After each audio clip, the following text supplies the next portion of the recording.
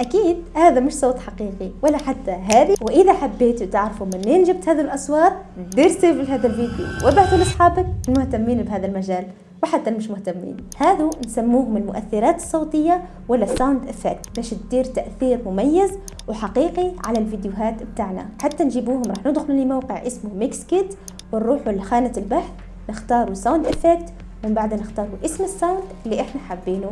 الموقع راح يعطيك بزاف خيارات وتنزل منها انت اللي حابها. الموقع ما فيش برك غير ساوند افكتس، صح فيه فيديوهات وفيه صور تقدر ايضا تنزلهم وتستعملهم في فيديوهاتك. واكيد الموقع مش مجاني 100%، صح فيه باك مجانية تقدر تستفاد منها.